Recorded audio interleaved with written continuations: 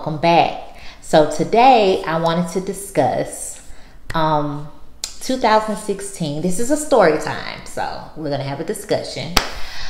In 2016, I had a tubal reversal. I am married, but I had met my now husband in 2014. We worked together at Walmart. I had children already and he didn't. So we met, we dated, we got together, we moved in together.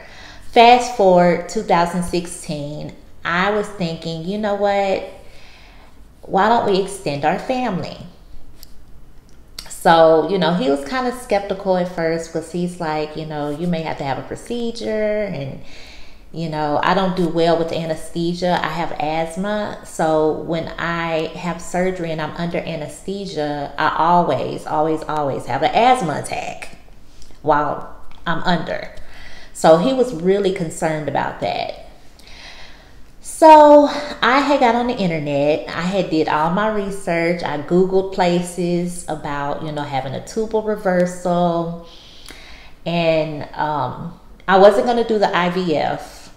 I was going to have the surgery to where they actually go in and, you know, untie my tubes or unblock them, whatever they had to do so I can carry a full-term pregnancy. So I'm doing my research, I'm looking, and the prices are just incredibly high. Like, they're very expensive. I had insurance with my job at the time, but they considered that cosmetic. So it didn't cover the tubal reversal. It covered the medication, it covered anesthesia and everything else, but the procedure, like them going in doing it, it didn't cover that, and it was very costly. So here I am, I'm on the internet, I find everything. I find things I don't need to find on the internet, okay? So I'm on the internet and I kept seeing this ad. You know how when you put stuff, you know, in the Google and you constantly Google and then you're looking at something else, you could be looking at a video, like a music video on YouTube, and then something will pop up like a little ad of some shoes that you saw like 2 days ago. They want you to really buy these shoes, so they keep putting these pop-ups up there. Well, that's what happened. I was into something totally different, and I got a pop-up from a hospital in Mexico.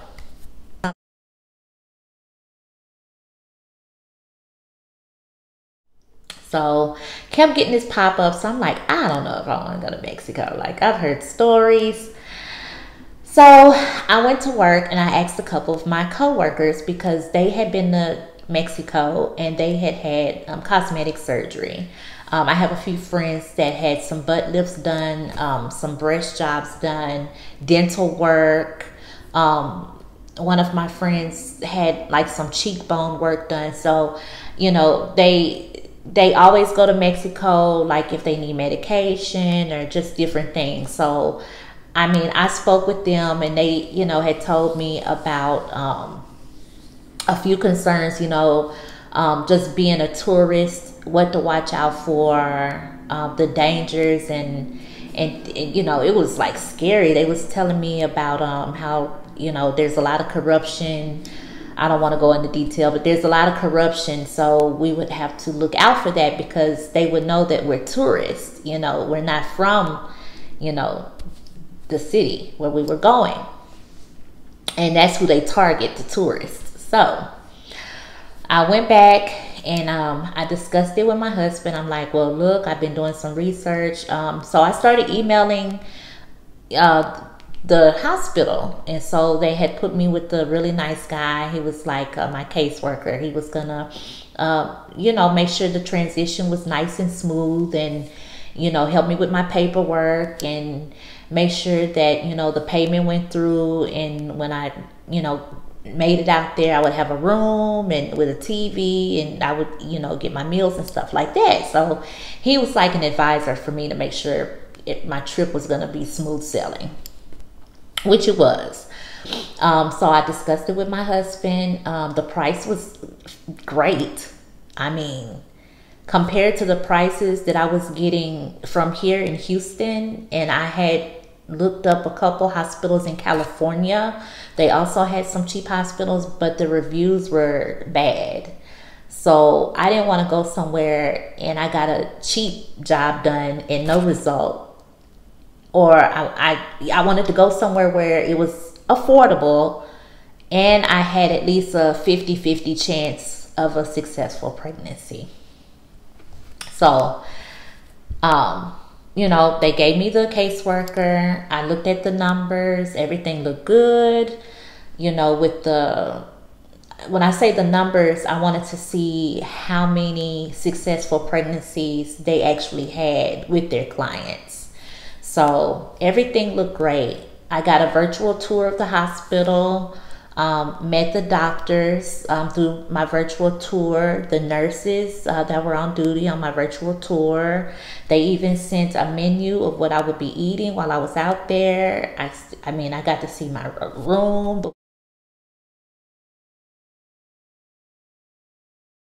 The view, everything was nice. So my husband finally, he said, you know what? Okay, you really, really want this. Everything looks good on this side. Let's just go. We're going to kind of make this, you know, a outing, like a vacation, like, because we had to go to California, get picked up from California from the driver, and he was going to drive us into Mexico to make sure it was safe. So that's what we did. We got on the plane.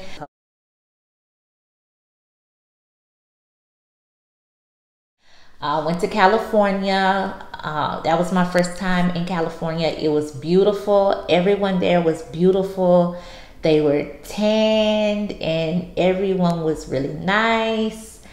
A little expensive. We ate like at Jack in the Box in the airport, and a meal out here is like $5 or $6, but out there in California, I paid like $10 for a #1. So it was really different.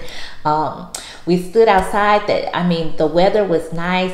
The view from the airport. We were in San Francisco. No, not San Francisco. No, I think we were in San Francisco. It was just beautiful. When I tell y'all, everything was like, everybody was like on point with their hair, with their tan, like they was on point, okay? So we're in California. So we ended up getting picked up by the driver. He came and picked us up and we got in. And he drove us in. Now the drive there was really nice because we got to see mountains. We passed Indian reservations. It was like top of the line, like really nice. He was like professional. We took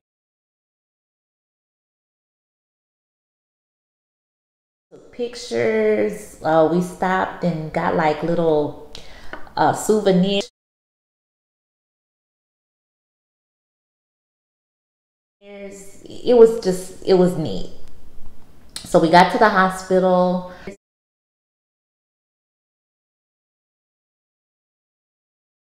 There was no wait. I paid. They took me right back to my room.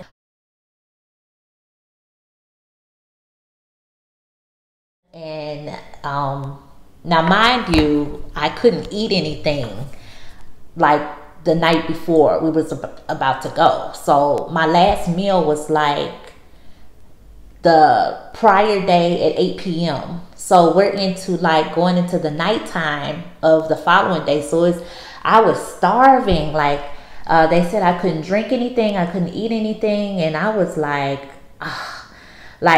everything. If someone passed by me with a bag of Doritos, it smelled like Papados to me. Like I was so hungry, I was so thirsty. So go to my room. Everything was perfect. I had, cable. We was able to order pizza, but they had food there, of course. But they were like, really nice. Make yourself at home. Everyone, I was a little skeptical because I didn't know if everyone was going to know English, but I had no problem. Everything was perfect. Mike was in the room with me. They had like a fold out couch on the side. Everything was perfect. So my doctor came in like 1 in the morning. I met with her. And then she said that she was going to bring me in that morning for surgery because I was telling her I was so hungry. So I'm like, okay, now I got to go to bed, and I didn't eat anything, which was, you know, okay. So next morning came, and then the nurse came in and said, we had to push you back until like noon. And I'm like, ma'am, I am hungry. I haven't eaten anything. I drank a little bit of, they gave me like some ice chips or whatever. I couldn't even drink water. So all of that was going on. So finally, I ended up going to surgery. The doctor came in again, you know, just kind of laid everything out, how long the surgery was going to be, the success rate. I was really worried about the success rate because of my age. And so, you know, they had, you know, did their vitals and their tests on me. They said I was healthy. So, you know, maybe 4 weeks after I returned home, we can start immediately trying to get pregnant. So I was like, okay.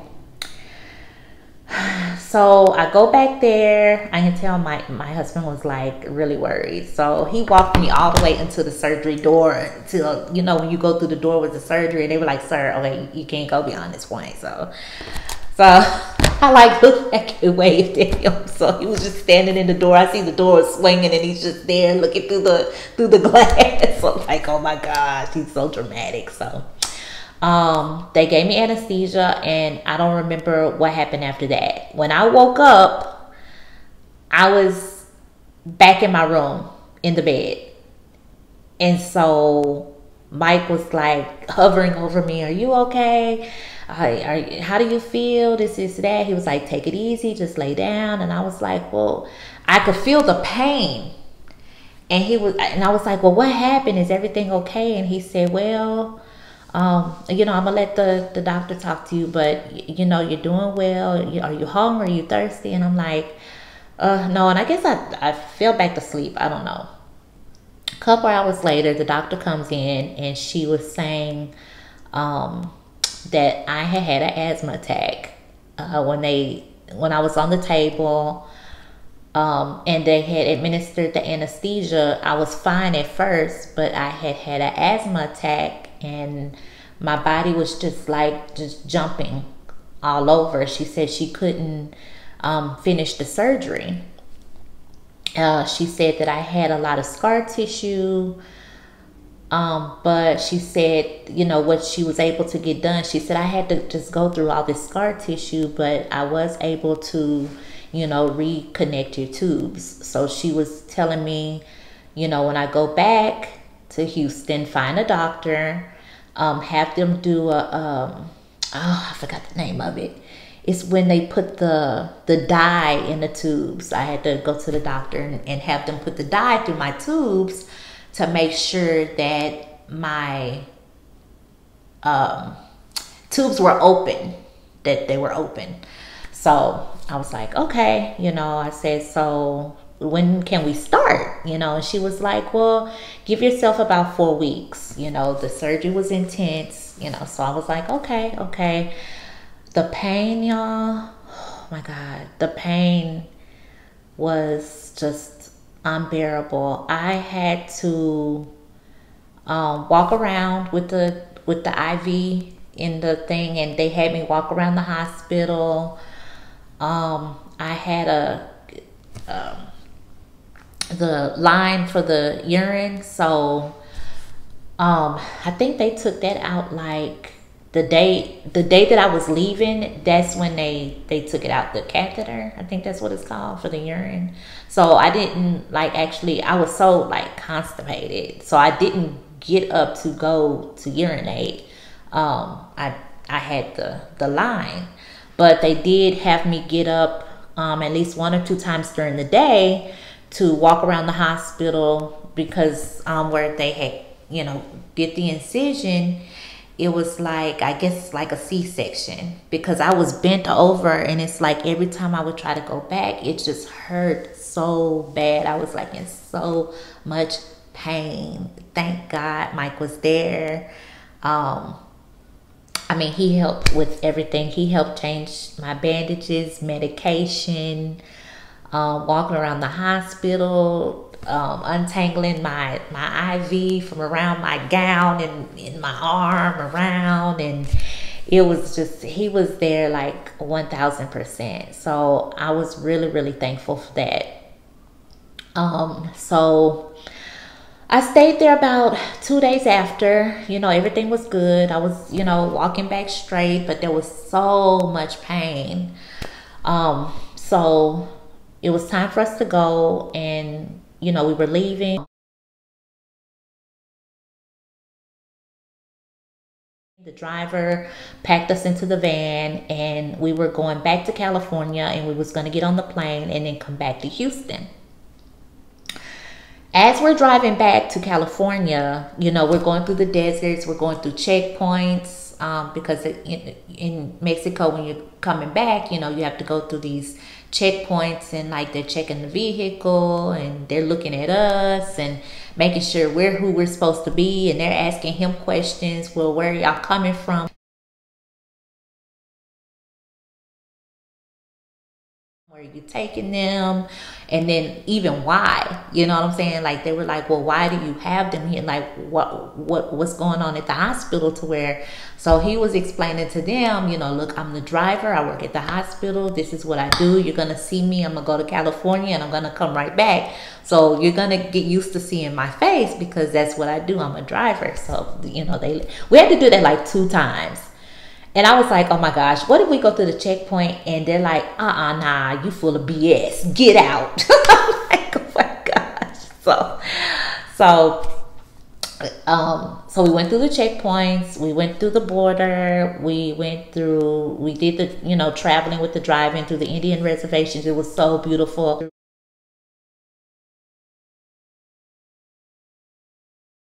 And y'all, the elevation going into Mexico, and because we went to Mexicali, so the elevation for when you're in Mexico going back into California, and even coming from going to California, going into Mexico, like the elevation is really, really high.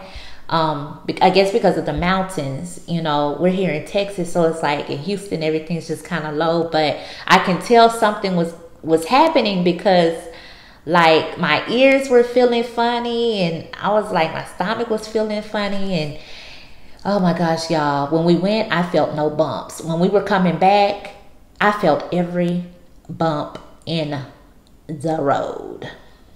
Talk about pain. So we ended up going back to the airport. I was in a lot of pain because we were on the road about a couple hours. So I was in a lot of pain. So we're at the airport. We get on the airplane. We come back. Now, y'all, this was my first time on an airplane. I can't believe I missed this part. So when we got on the plane and we were on our way there was a little bit of turbulence. First time on an airplane, I cried like a little baby. I cried like a little baby. And then I started hyperventilating, y'all. I was hyperventilating.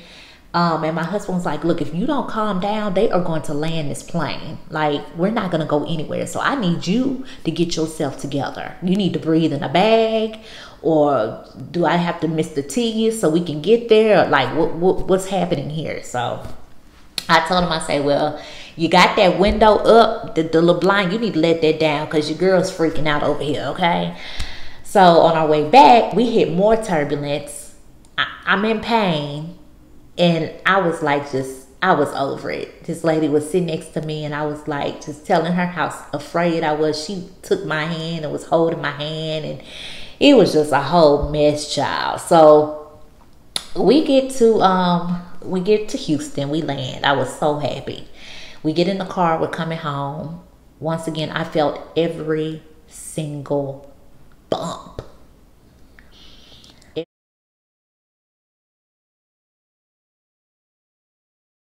I never realized how bad Houston streets were until 2016.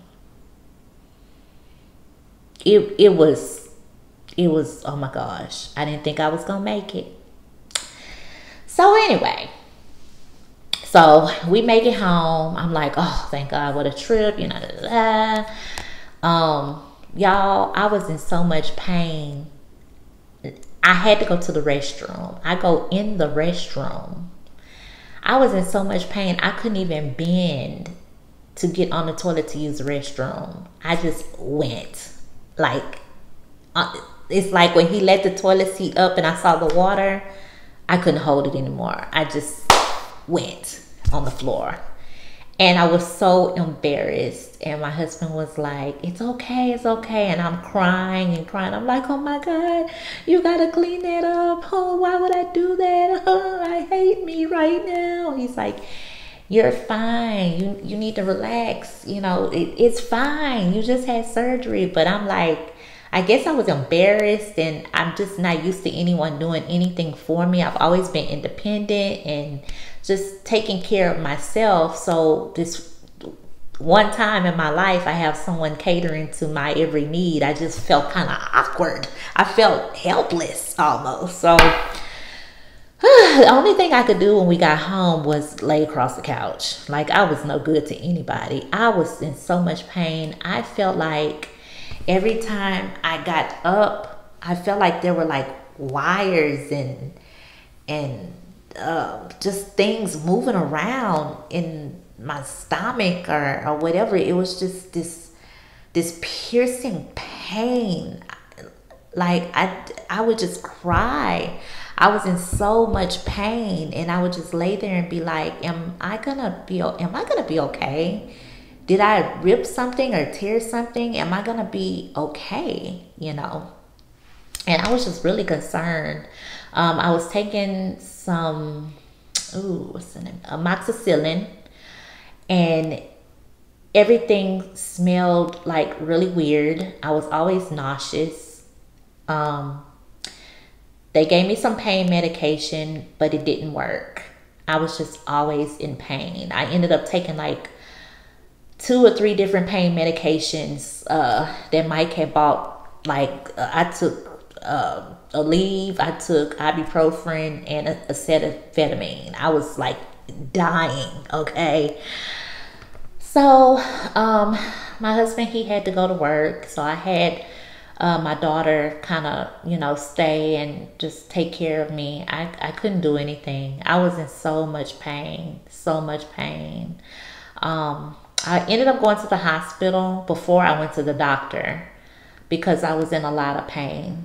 And, you know, she said that basically when I went to the hospital, they wasn't helpful at all. She said that because I had surgery done in Mexico, they didn't want to like touch me. Like, they don't touch other doctors' work. And I'm like, well, can I get an x-ray or something like that? And she was like, you need to make an appointment at the doctor where you came from. So I'm like, ma'am, I can't go back to Mexico. I can't go back. I said, my doctor in Mexico told me to go to a doctor here near my home. They wasn't really helpful. The only thing she gave me was a shot of morphine, and I ended up coming back home. So yeah, I started feeling a little bit better. I had stitches. That's why I was hurting so bad. The stitches had to come out. Now, when I was, after the surgery, the doctor told me she had given me stitches, but they were going to dissolve over time. So I didn't think anything of it. Well, a couple weeks after I had the surgery, there was like this piercing pain near my belly button. And I'm like, what the hell? So, you know, my husband's like, it looks like some thread or something. And I'm like, well, it was supposed to dissolve. She said the stitches were going to dissolve. He's like, no, I can see it. I can see the stitches. So he's like, we got to get you to a doctor. So the next morning we went to my doctor, Dr. Gonzalez. Well, we didn't go to Dr. Gonzalez. We ended up going to, what happened was we had to drive around and find me a doctor because I didn't have like a doctor.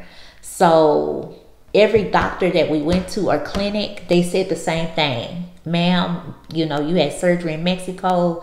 we don't really like touching other doctors' work. You know, you're going to have to, and so I'm like, so y'all are telling me I'm gonna have to like book another trip to Mexico to have a checkup when we got zillions of doctors out here that all y'all need to do is just give me aftercare. That's all what I'm asking for is aftercare.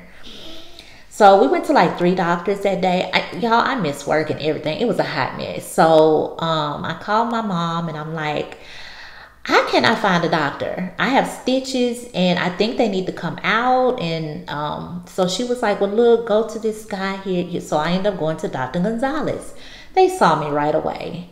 I told them that I had went to Mexico and had surgery. I paid my little copay and they took me in the back.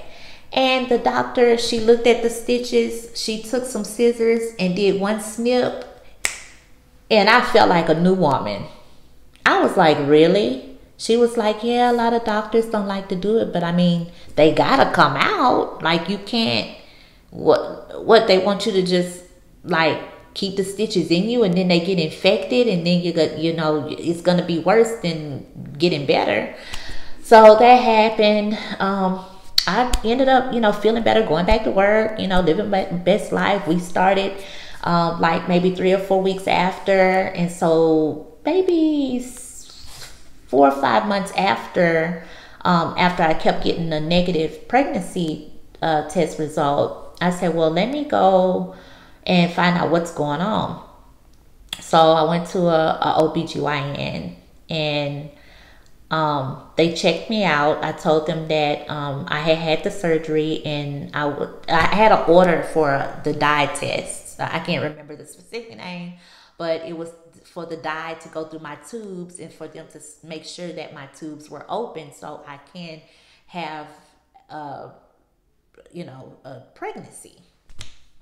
So we ended up doing that. I went in this big machine. I had to, dye. They took some pictures. I don't know if we came back the next day or if they told us the same. Oh, it was the same day. I remember.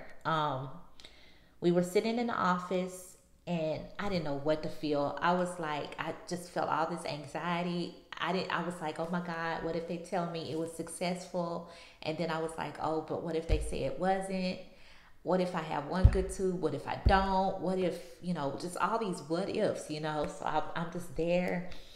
And so the doctor came in and he had like these, when you could put it up to the light and you could see the stuff. And that's when he had told me that the surgery was unsuccessful.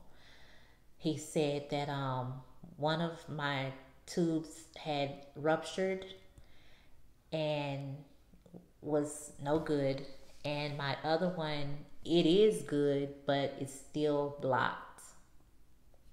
So it was unsuccessful.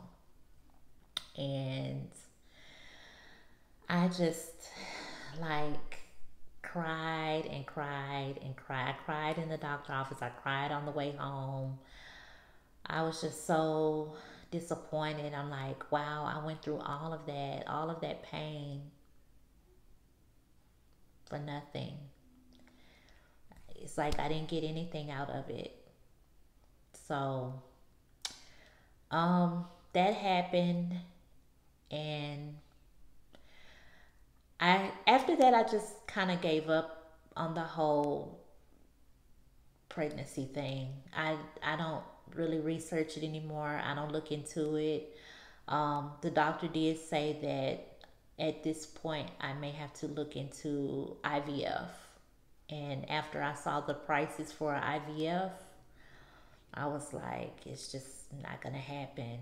And I just felt guilt. I felt bad because here I am. I have this brand new husband. He doesn't have any children. And I wanted to be the one. I wanted to be the first one to, carry on his legacy and give him children. And I wanted it to, be his first ultrasound and to hear the first heartbeat and to cut the umbilical cord and all of the go baby shopping. And I can't give that to him. I can, but I can't. And um, many years after that, it just kind of was a little bit of, not a whole rain cloud, but just a little bit of a rain cloud that just kind of dampened on my parade. Like, we'll go to the park, I'll see people, a couple with the kids, or a dad with the kid on the shoulders, or and I'll look at him and I can see in his eyes that, you know, he always tells me he's happy, it's okay, but deep down, that was something that I really wanted to do with my husband. And I can't. Just, my body has been through, surgeries, and I had fibroids. I had a surgery for that. Um, then I had to have a blood transfusion because of the fibroids. So my body had been through a lot already before I had the tubal reversal. And just a lot of years of not taking care of myself. I would feel a ache or a pain here, and I would just ignore it, or I wouldn't have the money to go to the doctor. And I would just be walking around sick, or, just, and then by the time I go to the doctor, things have taken the worst course. And then that's when all the bad starts taking effect on your body. And so I learned my lesson from that. Like, when my body starts hurting or aching, I drop everything and I go to the doctor. But yeah, that's my story about my tubal reversal. I don't like talking about it. It's kind of, I don't know, I felt embarrassed about talking about it. People would always ask us, like, well, when are y'all gonna have kids? Are y'all trying to have kids? What's the problem? What's the hold up? And we just kind of look at each other, and I just kind of drift off into my own world, because I don't want to, like, go into this long, detailed, sympathetic story about my tubal reversal, because I mean, I was married before, and I had my tubes tied for birth control. Never in a million years did I think that we would have gotten divorced and I would meet somebody else, and then here I am, I want to start all over again. So, like, you don't know your future, you can't predict the future. So, I mean, it is what it is. But yeah, so that part. So, but I do feel a little better just talking about it, because not too many, I don't think anybody knows. Maybe one or two of his family members knows about that whole tubal reversal thing. So, but yeah, Mike says he's okay. He wants to, live his best life. He likes being able to hang out with his boys when he wants to, and not wake up at 2, 3 in the morning. But deep down, I still want that for him, though. But deep down, but it is what it is. Life deals you cards, and whatever's meant to be is just meant to be. So you can't change anything. I just take it one day at a time, and I'm thankful that I do have 3 living children, because I had a miscarriage before I had them. So my body has been through a lot of abuse, and just a lot, period. So yeah, so that's my story. I wanted to share with you guys about my unsuccessful tubal reversal. And I hope with me talking about it, it helps someone else. Um, Make sure you comment if you have, anything, or have any questions about where I went, or how much did I pay, anything like that. Just let me know in the comments. Oh, and by the way, I did reach back out to that hospital to speak with that doctor to let her know that I never had a successful pregnancy and that my tube was still blocked. And she said that she would give me $2,000 off an IVF. And I said, well, how much is the IVF? And she said $6,000. And I'm like, are you crazy? I'm not gonna let you do another surgery on me, and the first one was unsuccessful, and then you want me to give you $4,000 more dollars? I don't think so. But I just wanted to let her know that whatever she did, it didn't work, or if she even did anything at all, if she was able to, because I had asthma attack. So I don't know if I had the asthma attack at the very beginning when the surgery started, in the middle, or towards the end.